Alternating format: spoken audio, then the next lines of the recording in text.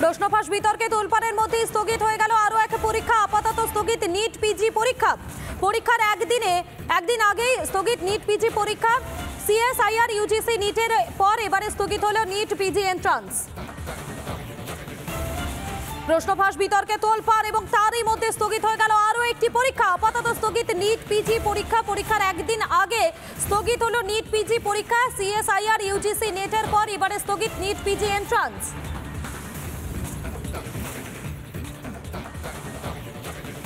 রাত 10টার পরে পরীক্ষাকে ক্যান্সেল করা হলো। এটা কিন্তু ডাক্তারদের নিয়ে ছিনিমিনি খেলা হচ্ছে। ডাক্তারি প্রবেশিকা পরীক্ষা যেরকমভাবে দুর্নীতির জালে নিমজ্জিত, সেখানে নিট পিজি প্রিকশনারি মেজার্স হিসাবে তাকে বন্ধ করে দেওয়া হলো। এটা ছাত্রছাত্রী এবং জুনিয়র ডাক্তারদের উপরে চূড়ান্ত একটা বিশৃঙ্খলা তৈরি করবে। নিট ইউজি এখনও পর্যন্ত কাউন্সেলিং রদ করার কোনো সিদ্ধান্ত কেন্দ্রীয় সরকার নেয়নি।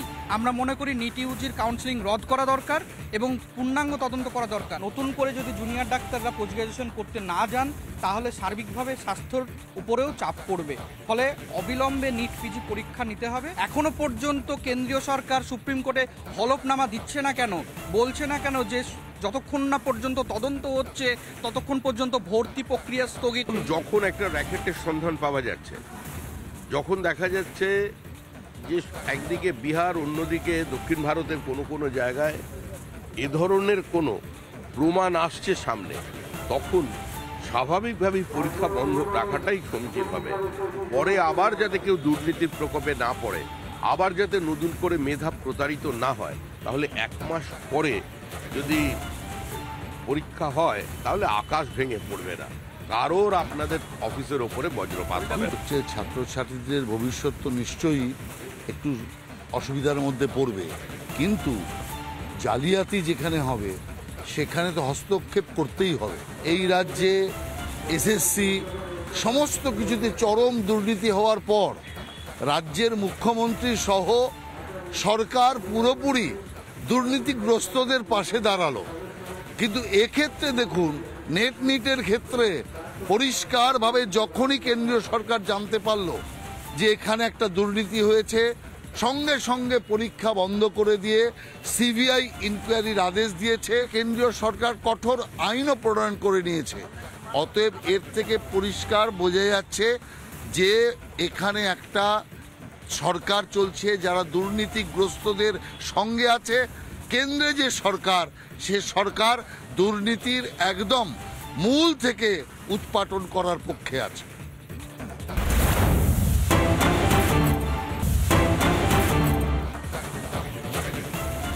নিট বিতর্কের মাঝে অপসারিত এনটিএর ডিজি সুবোধ কুমার সিং। সুবোধ কুমারকে অপসারণের সিদ্ধান্ত কেন্দ্রের। এনটিএর নতুন ডিজি হলেন প্রদীপ সিং খারোলা।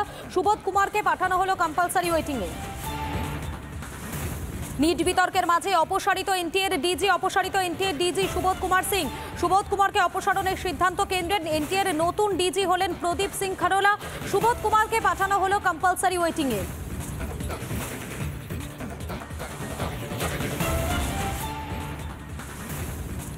নিট বিতর্কের মাঝে অপসারিত এনটিএর ডিজি সুবোধ কুমার সিং। এ বিষয়ে রাহুল সিনহা, বিজেপি নেতা, তিনি কি বলছেন শোনাবো আপনাদের।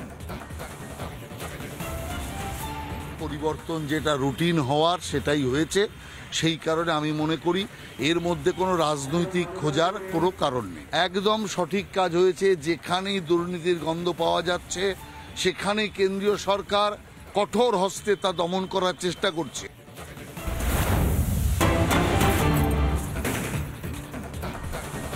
প্রশ্নফাঁস বিতর্কের মধ্যে নিট ইউজিতে আজ ফের পরীক্ষা নিয়ম না মেনে বাড়তি নম্বর দেওয়া হয়েছিল যে 1563 জন পরীক্ষার্থীকে। সুপ্রিম কোর্টের নির্দেশে রবিবার ফের পরীক্ষায় বসবেন তারা। দেশের মোট 7টি কেন্দ্রে হবে এই পরীক্ষা। মেঘালয়, হরিয়ানা, ছত্তিশগড়, গুজরাট এবং চণ্ডীগড়ের মোট 7টি পরীক্ষা কেন্দ্র বরাদ্দ করা হয়েছে।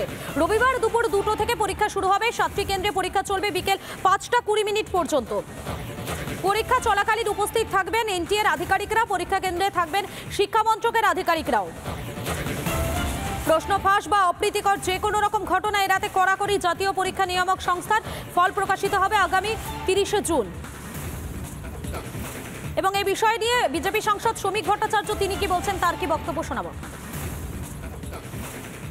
সরকার দুর্নীতির বিরুদ্ধে লড়াই করতে বদ্ধপরিকর। কোথাও যদি কোনো বিচ্যুতি থাকে, প্রাতিষ্ঠানিক লুট থাকে বা সে ধরনের কোনো ব্যবস্থা থাকে, সেটা সরকার প্রথম থেকে খোঁজার জন্য চেষ্টা করছে। সিবিআই তদন্তের নির্দেশ দেওয়া হয়েছে, তদন্তের স্বার্থে ডিজিকে সরানো হয়েছে। প্রকৃত সত্য সামনে আসবে। প্রতারিত মেধা নিয়ে কাউকে পশ্চিমবঙ্গের মতো রাস্তায় বসে থাকতে হবে না।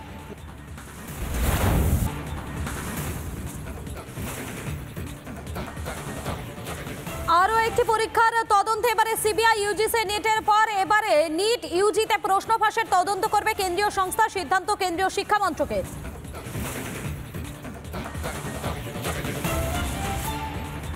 আরও একটি পরীক্ষার তদন্তে এবারে সিবিআই ইউজিসি নেটের পর এবারে নিট ইউজিতে প্রশ্ন ফাঁসের তদন্ত করবে কেন্দ্রীয় সংস্থা, এমনটাই সিদ্ধান্ত নেওয়া হয়েছে কেন্দ্রীয় শিক্ষা মন্ত্রকের তরফে।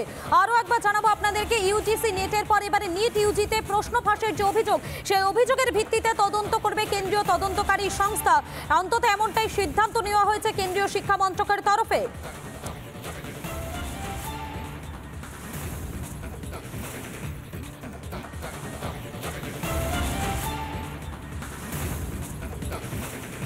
আবারও এক পরীক্ষার তদন্তে সিবিআই ইউজিসি নেটের পর এবারে নিট ইউজিতে প্রশ্ন ফাঁসের তদন্ত করবে কেন্দ্রীয় সংস্থা, সিদ্ধান্ত কেন্দ্রীয় শিক্ষা মন্ত্রকের।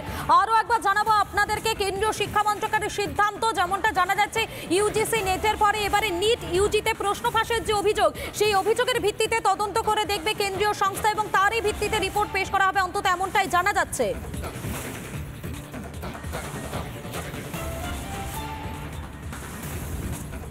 এবং নিট এবং নেটের এই যে দুর্নীতি সামনে এসেছে এবং এই বিষয় নিয়ে শিক্ষক দিলীপ দে তিনি কি বলছেন, তার কি বক্তব্য একবার শোনাই আপনাকে। হিসেবে এটাই বলবো যে এটা খুবই দুঃখজনক ব্যাপার, এটা কখনোই এক্সপেক্টেড নয়। মানে কেন্দ্র সরকার বা রাজ্য সরকার সবাইকে এই ব্যাপারটা নিয়ে ভাবতে হবে যে এই জায়গাগুলো কিন্তু আলটিমেটলি ছাত্রছাত্রীরা এফেক্টেড হচ্ছে, তাদের মানসিকতা অনেকভাবেই জায়গা থেকে সরে আসছে, যে তাদের যে একটা ভবিষ্যৎ পরিকল্পনা থাকবে সেই জায়গা থেকে তারা তো জিনিসটাকে করতে পারছে না, মানে এমফাসাইজ করতে পারছে না, তাদের যে ভবিষ্যৎ পরিকল্পনা বিঘ্নিত হচ্ছে। তা এটা কখনোভাবে মেনে নেওয়া যায় না, এটা অবশ্যই তার পদক্ষেপ নেওয়া উচিত। আপনাদের শোনালাম শিক্ষক দিলীপ দে, তিনি কি বলছেন, তার কি বক্তব্য, এবং এই যে পুরো দুর্নীতির বিষয় সামনে আসছে এ বিষয়ে রাজনৈতিক মহলের কি বক্তব্য শোনাবো আপনার। কেন্দ্রীয় সরকার ভালো জানে কোনটা কি করতে হয় এবং তারা কড়া পদক্ষেপ নিয়েছে, যে পদক্ষেপ পশ্চিমবাংলার ক্ষেত্রে সরকার কখনো নেয় না। পশ্চিমবাংলার ক্ষেত্রে বরঞ্চ দুর্নীতিগ্রস্ত এবং ত্রুটি যারা করেন তাদের বাঁচানোর চেষ্টা করে। সামগ্রিকভাবে কেন্দ্রীয় সরকার যে অ্যাকশনগুলো নিচ্ছেন, পশ্চিমবঙ্গে এই ধরনের ক্ষেত্রে কোনো অ্যাকশন কখনো না হয়। এইখানেই কেন্দ্রীয় সরকার মোদিজির সরকারের সঙ্গে পিসির সরকারের তফাৎ। তাহলে মঙ্গল গ্রহ থেকে কোনো জীব নিয়ে আসতে হবে পশ্চিমবঙ্গে বা ভারতবর্ষে তদন্ত করবার জন্য? সিবিআই এর ওপর এখনো ভারতবর্ষের মানুষের আস্থা আছে, আর এটা কোর্ট মনিটরড এনকোয়ারি। সুপ্রিম কোর্টের প্রাইমারি অবজারভেশন ছিল, সেখানে প্রশ্নপত্র ফাঁসের কথা ছিল না। সুপ্রিম কোর্টের নির্দেশে এনটিএ গঠন হয়েছে। সুপ্রিম কোর্ট একটা নির্দিষ্ট ভূমিকা এখানে পালন করবে এবং সুপ্রিম কোর্ট কঠোরভাবে এই তদন্ত প্রক্রিয়াকে নিয়ন্ত্রণ করবে বলে আমাদের বিশ্বাস। আমার কথা হচ্ছে যারাই যুক্ত তার বিরুদ্ধে ব্যবস্থা নেওয়া হোক, কিন্তু আরও আগে ব্যবস্থা নেওয়া হোক। যে যিনি দায়িত্বপ্রাপ্ত ছিলেন তাকে কেন, তাকে যদি বলা হয় দরজার সামনে দাঁড় করিয়ে রেখে যে তুমি জবাব দাও, পাবলিকের সামনে প্রশ্নটা আসবে। দুর্নীতি তারা করিয়েছে। ওই যে বললাম, যে প্রশ্ন করতে পারে হনুমানের ল্যাজ কত, মানে আমি উদাহরণ দিচ্ছি, তাকে কেন কাঠগড়ায় দাঁড় করানো হবে না? তার সঙ্গে ইতিহাস, বিজ্ঞান, ভূগোল কার কি সম্পর্ক আছে? মানুষকে ক্রমশ তুমি অপবিজ্ঞানের ভেতর ঠেলে দিচ্ছ। সেন্ট্রালি সব ধরে না রেখে এটা স্টেট ওয়াইজ দিয়ে দেওয়া উচিত। তার কারণ হচ্ছে স্টেট আলটিমেটলি খরচা তোলে, এই যে মেডিকেল স্টুডেন্টের খরচা স্টেট তোলে।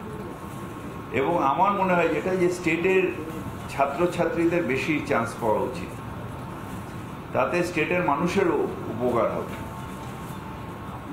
আর এই করাপশনটাও বন্ধ হয়ে যাবে। স্টেট ওয়াইজ করা উচিত।